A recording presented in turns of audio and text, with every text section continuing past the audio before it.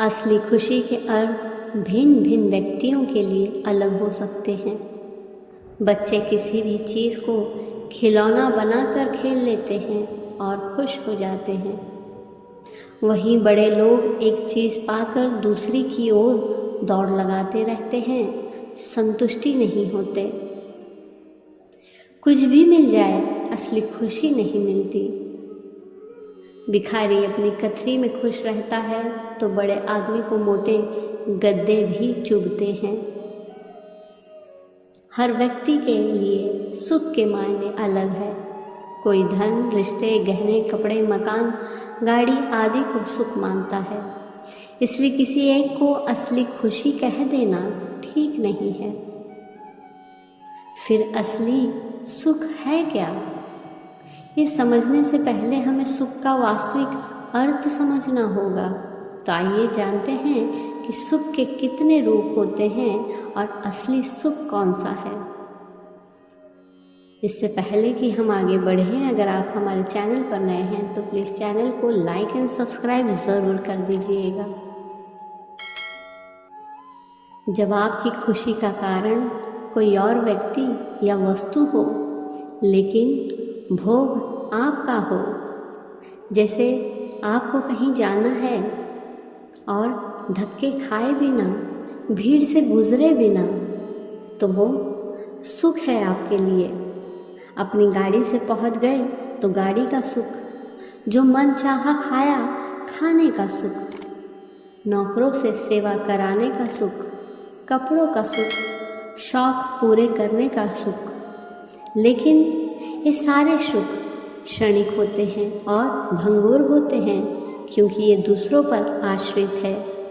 जैसे गाड़ी खराब हो गई तो गाड़ी का सुख खत्म हो जाएगा।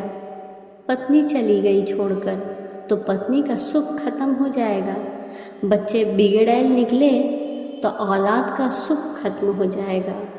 तो ये सुख खत्म होने वाले हैं और यही सुख दुख के कारण बनते हैं।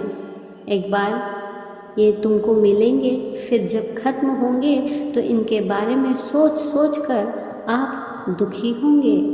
ये सुख मन की ऊपरी अवस्था तक ही रुकते हैं। दूसरा है चैन। चैन सुख के ऊपर की अवस्था है। चैन भी भंगुर है, लेकिन सुख से ज़्यादा समय तक रहती है। जैसे कि आप शांति में रह रहे हो, क्योंकि आपका कोई शत्रु नहीं है, कोई आपका बुरा चाहने वाला नहीं है। आप जो चाहते हो उसे मज़े से कर रहे हो तो आप चैन में हो। जब आपको कोई तंग नहीं करता और आप पीड़ा में नहीं हो, आपको कोई फिक्र नहीं है, ये अवस्था है चैन की। आप जिससे प्रेम करते हो वो आपके समीप है। आप चैन में हो क्योंकि आपका प्रेम आपकी आंखों के सामने है और उसे कोई हानि नहीं पहुंचा सकता। चैन एक अर्थ में कोई भी चिंता या फिक्र ना होने की अवस्था है। ये भी हमेशा के लिए नहीं होता और कभी मिलता है, कभी खोता है, और ये भी मन की ऊपरी सतह पर रहता है। तीसरा है आनंद। आनंद चैन से ऊपर की अवस्था है। आनंद भीतरी होता है और लंबे समय तक रहता है। इसमें कारण कोई बाहरी नहीं होता, बल्कि कारण भीतरी होता है। जैसे आप किसी से प्रेम करते हो और वो आपके समीप है तो आप आनंदित हो। समीप नहीं है फिर भी आप आनंदित हो, क्योंकि किसी के प्रेम से आप भरे हो, इसलिए आप आनंदित हो। आनंद एक अनुभूति है और ये ज्ञान से प्राप्त होता है। आनंद एक प्रकार का संतोष है। इसमें आपको ये समझ आता है कि प्रसन्न रहने के लिए आपको किसी और की ज़रूरत नहीं, किसी भौतिक वस्तु या कारणों की ज़रूरत नहीं। आपके पास सुख नहीं है फिर भी आप संतोष है और आप आनंदित हैं। ये अवस्था मन की ऊपरी सतह से और भीतरी सतह की है। ये हृदय की अवस्था है। इसमें मन के तर्क नहीं होते, लेकिन जैसे ही विचार आपके ऊपर हावी होते हैं तो आनंद तत्क्षण समाप्त हो जाता है।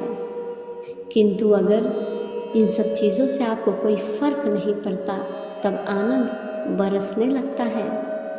चौथा है परमानंद। आनंद से ऊपर परमानंद होता है। ये एक बार प्राप्त हो जाए उसके बाद कभी समाप्त नहीं होता। ये ज्ञान और ध्यान की गहनतम इकाइयों में मिलता है। इसमें आप पूरी तरह से ईश्वर के सामने समर्पण कर देते हो। फिर वो चाहे सुख दे या दुख, तुम सब बड़ी प्रसन्नता से रख लेते हो। तुम पूरे होश में जीते हो और एक संगीत सा आपके भीतर हमेशा गूंजता रहता है। भीतर से आप हमेशा हंसते रहते हो, खुश रहते हो और आपकी आत्मा हमेशा नाचती रहती है। आपके अंदर एक ठहराव आ जाता है। आप भीतर से एकदम शांत हो जाते हो। ये हृदय की अवस्था है। यहाँ भी मन के तर्क नहीं होते। ये आपके अवचेतन मन तक बस जाता है और दुख फिर आपको छू भी नहीं सकता। परमानंद पाने के दो रास्ते हैं। पहला ज्ञान से, जिसे साधु, सन्यासी, धार्मिक लोग अपनाते हैं और तप करते हैं। दूसरा तरीका है प्रेम का।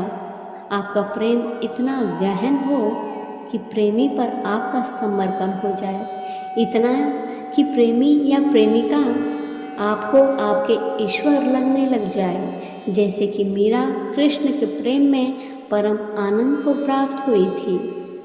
उनका यूं हमेशा नाचना और कृष्ण के लिए गाते रहना आकरण नहीं था। पांचवा है सच्चिदानंद का। सबसे अंत और सबसे ऊंची अवस्था है सच्चिदानंद की। सच्चिदानंद शब्द बना है सच्चित आनंद से।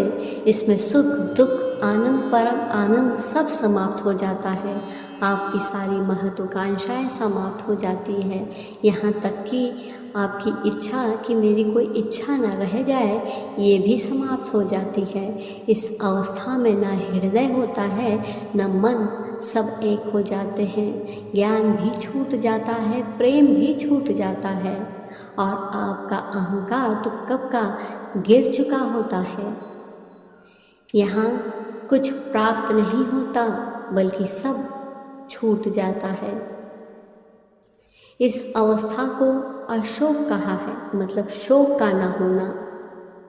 इसमें कुछ मिलता नहीं, बस कोई शोक नहीं रह जाता। इसमें आप ईश्वर की खोज नहीं करते हो, बल्कि आप खुद ईश्वर हो जाते हो। आपको ये समझ आ जाता है कि आप स्वयं ईश्वर हो, ईश्वर से अलग नहीं हो और उनमें समा गए हो और आप खुद ईश्वर हो।